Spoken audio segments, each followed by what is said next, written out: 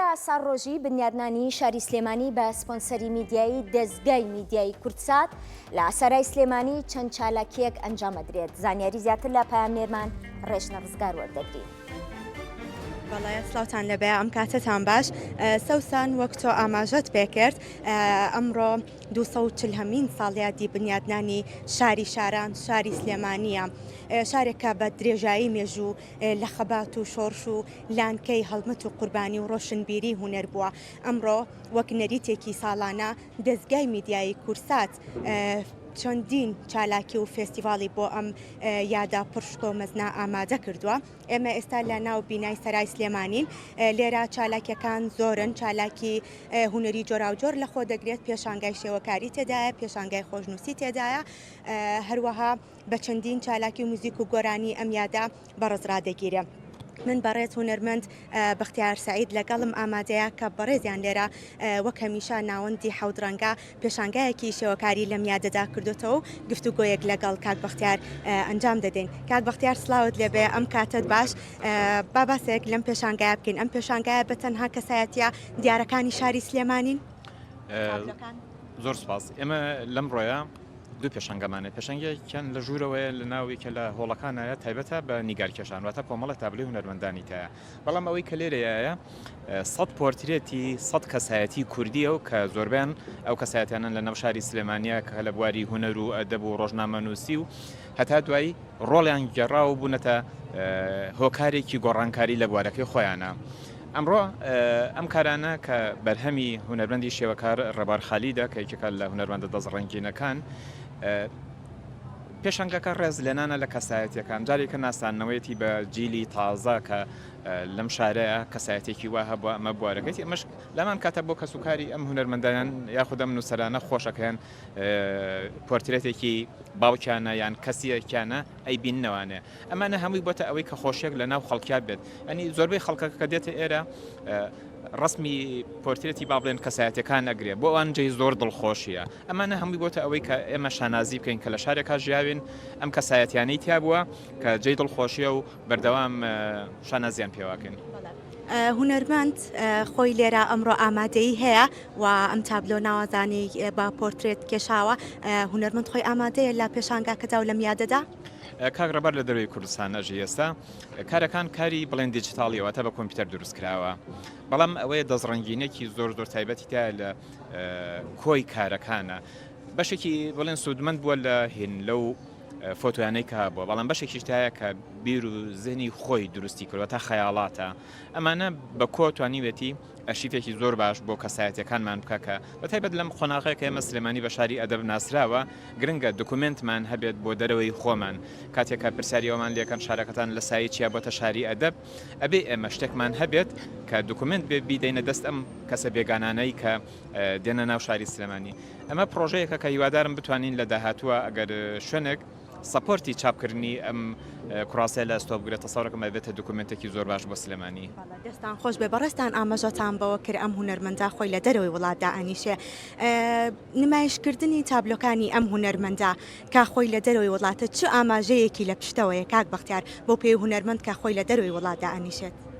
دیارە ئەو بەشێکی تەمەنی خۆی ئەو چەند ساڵی ڕابردوو هەتا ئێستاشی پێوە بێت تەرخان کردو بۆ ئەم دکومنتکردنی کەسایەتیانە، بۆ جێی دڵخۆشیە کە لە ڕۆژێک کە یادی سلێمانیە کارەکانی نمایشەکرێت، چونکە بۆ ئەو دوو مەبەستە بۆ یەکیانەوەی کاری دکومنتکردنەکەیە لەمان کاتە لە ڕۆژێک وەکو ئەمڕۆیە کە جاریکە نمایشەکرێتەوە.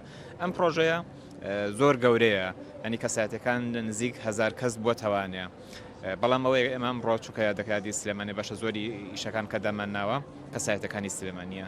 ئەم تابلوانی ئەمڕۆ بۆ کە نمایشکراون بۆ فرۆشتنن کاک بەختیار هەر کەسێک کە بێ بتوانێت تابلۆیەک بکڕێتەوە ئەتوانێت لێرە ئەو تابلۆی دەست بکەوێت؟ نه، ئەم پۆرترێتەکان هیچی بۆ فرۆشتن نییە. ئەمە دواتر بڵێن ئەدرێتەوە بە کورسات ئەرشیفە کاتەوانەیە، ئەو کاتە لە هەر شوێنەکە بێ هەر میوانێک بێت ئەتوان لەیەوەکو گەلەریکی بچکۆلە بەکاربێتەوە. زۆر سپاس بۆ بەڕێز بەختیار سعید کە سەرپەرشتیاری ناوەندی حەوت ڕەنگان. بەڵێ سەوسان دیارە چالاکیەکان وەک ئاماژەم پێکرد چالاکیە هونەریەکان زۆرن. من دەمەوێت بەڕێز کاگڕاستی بدوێنین کاگڕاستی بەشداریان کردووە بە چالاکیە موزیک و گۆرانیەکان ئێستا بەڕێزیان لەگەڵمان ئامادەن کاگڕاستی سلااوت لەبێ ئەو چالاکیە هوەریەی کە ئەمڕۆ بەڕێستان ئامادەتان کردووە گۆرانی و موزیکەکان بە تەنها موزیکی ڕەسەنی کوردین یاخۆت موزیک بەیەخ بە موزیکی بوارەکانی تریشدرا لە چالاکیەکانی ئەمڕۆی دەستگای میدیای کورساتە. زۆر سپاسانەکەم ئەو چالاکی ئەمڕۆ کە لە کاژمێر سێ بەردەوامە بێت تاکو حەوت زیاتر بڵین 4 ژەنیارین لەگەڵ 3 گۆرانی بێش بیرمان کردەوە کە گۆرانەکان گۆرانی بێگومان گۆرانی کوردین و زیاتر بە بۆنەی یادی سلێمانیەوە زیاتر گۆرانەکان گۆرانی ناوسی سلێمانیە تا لە کاتی پرۆڤەیە هەندێک لە بەشداربوانی گۆرانی بێژەکان ئارەزوی ئەوانەکە کە گۆرانی ناوچەکانی تریش بڵێنەوە بەڵام بە پێویستمانزانی لەم ڕۆژەیە کە ئەو گۆرانی و بەرهەمە هوەریانە هەڵبژێرین کە تایبەتە بە شاری سلێمانی. ئەو هوەرمەندانە کێن کە ئەمڕۆ لە چالاکیەکە تا بەشداری ئەکەن و چالاکیەکەش کاتژمێر چەند دەست پێ دەکات؟ بەڵێ کاتژمێر سێ دوای نۆڕۆ دەست پێەکە هەتاکو حەوت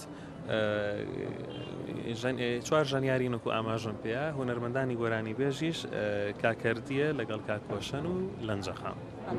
هوەر و بەڵێ زۆر سپاس دەستان خۆش بێ سەرکەوتوو بن هوەر و سلێمانی چی کۆیان دەکاتەوە کاگڕاستی بەڕێستان و هوەرمەندێک؟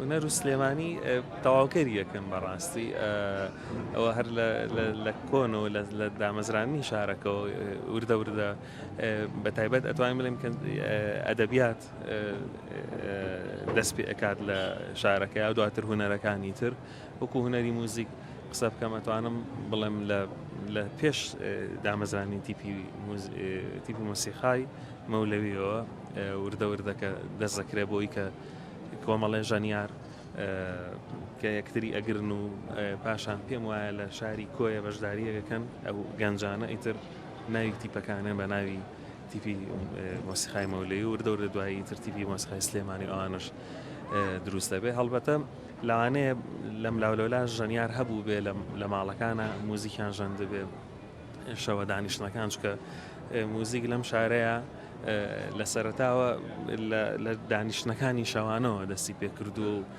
کەسێک تۆمارێکی هەبووە ڕیکۆردی کردووە و با بڵین بەو شێوەیە ئاشێ ئەو کەسە بۆ نمونە خۆی لە بوارێکی جیاوازیشا کاری کردبێ بەڵام ئەو موزیسیانانی کۆ کردوێتەوە گۆرانی بێژی ئەو سەردەمی کۆ کردوەوە و ڕیکۆردی کردو تر وردە ئەمە گەشەی کردو و بیریان لەو کردوێتەوە بە بۆ چوونی من هەرەبێەوە بۆ شێوەیەشە کە گروپیان دروست کردووە و هەر لە سەردەستی مامەسا قادر دیلان و ئەوان بەو شێوەیە و کە ئێمە وەکو خۆمان بەڕاستی هەموو خۆمان بە قارزاری مامۆساوی لە محەنا ئەزانین کە ئەچنە بەغداد و لەوێ موزیک ئەخوێن و دواتریانەوە موزیک بە شێوی ئەکادمی لەم شارەیە بەرەپێن و خزمەتێکەن و وەکوی کە بە نۆتە بکرێت و بەو شێوەیە. دەستان خۆش بێ سپاس بۆ بەڕێز ڕاستی موزیسیان کە بەڕێزیان هوەرمەندێکی موزیسیانن ئاماژەیەکی زۆر جوانی بە هوەری موزیک و گۆرانی وتنی شاری سلێمانی یا و مێژوویەکی جوانی موزیکی سلێمانی بۆ ئێمەی بینەران